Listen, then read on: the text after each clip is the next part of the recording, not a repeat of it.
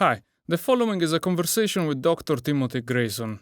As the director of the Strategic Technology Office at the Defense Advanced Research Projects Agency, or DARPA, Timothy leads the office in the development of breakthrough technologies to enable warfighters to field, operate, and adapt distributed, joint, multi-domain combat capabilities at continuous speed. He is also founder and president of Fortitude Mission Research LLC and spent several years as a senior intelligence officer with the CIA.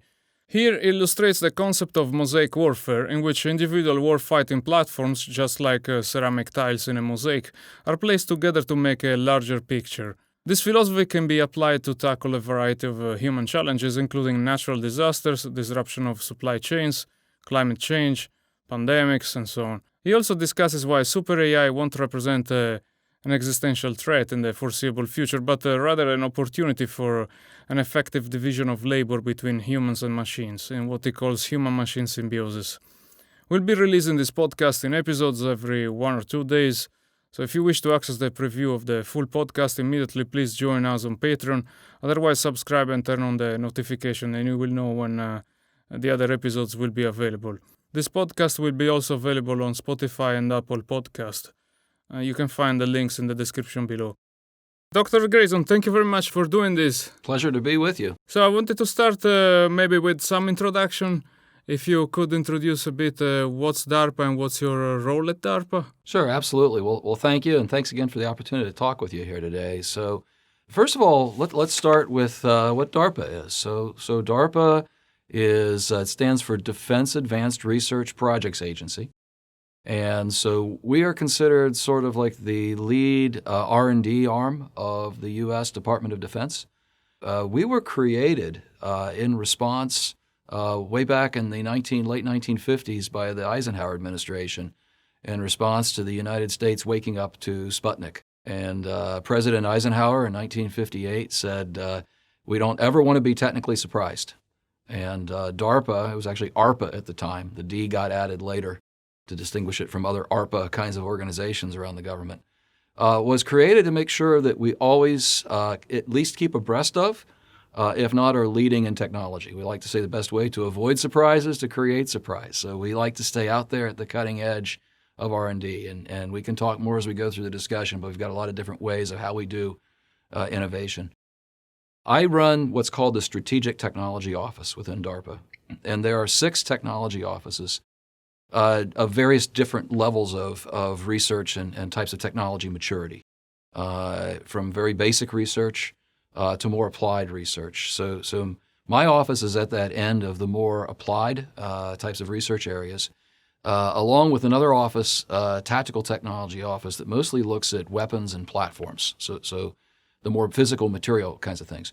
We work with what are called mission systems, so a lot of communications, sensors, things of that nature.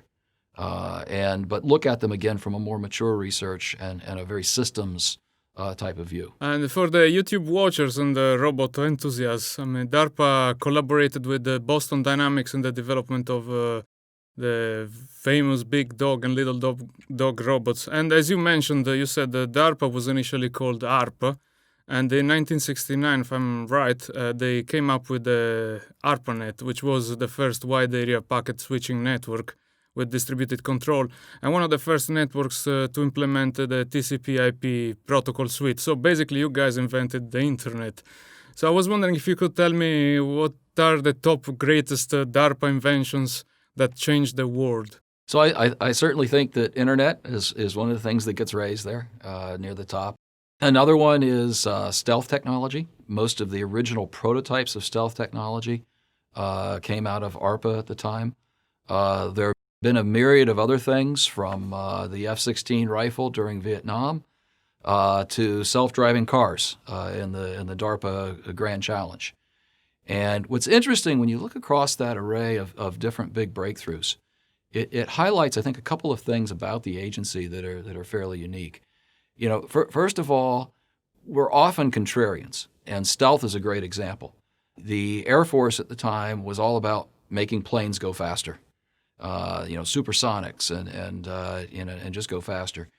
DARPA out there pushing prototypes for stealth was really trying to open up not just new technology, but a new way of thinking about what the mission was and of conducting that mission. And, maybe you don't have to go so fast if it's really hard for a radar to see you.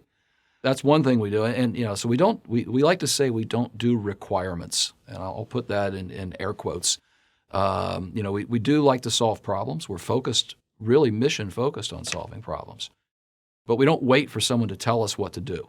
Otherwise we would have been sitting there in the 1970s saying, let's figure out how to make an airplane go faster.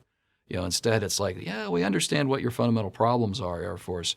Let's see if we can think of a way that technology can solve those problems entirely differently. And then the other interesting thing about, where our breakthroughs have been, the internet that you mentioned is certainly one of them, but, talking about the grand challenge and the self-driving cars, a lot of times what we do, because we're out there being contrarians, we don't necessarily see the one-for-one immediate impact of what we create. That original ARPANET, as you pointed out, was late 60s.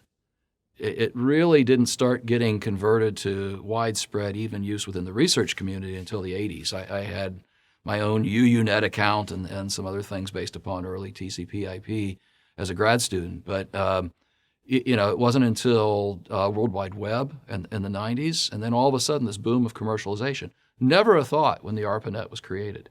And I think we've seen a similar thing with self-driving cars. I was one of the judges during that grand challenge.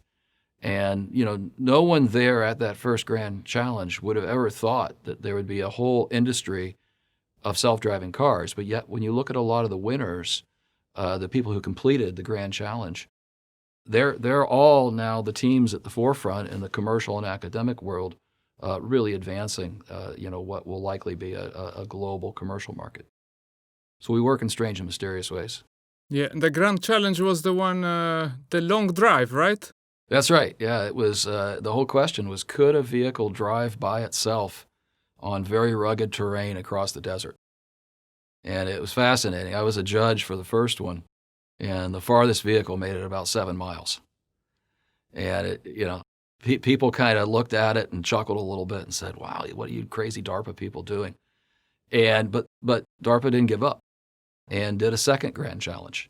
And just a year later, without really the government providing the upfront funding. This was done as a challenge. People were building their own teams and raising their own money for it. A year later, I think it was 5 teams that created this entire race. And tremendous advances for incredibly complex terrain in the course of just 1 year. Thank you for listening to this conversation with Dr. Timothy Grayson. And I also like to thank DARPA's communication team for making this possible. If you enjoyed this video, please leave a comment below, like, subscribe, turn on the notification bell, and support this channel on Patreon. This podcast will be also available on Spotify and Apple Podcasts, and you can find the links in the description below. Thanks for watching.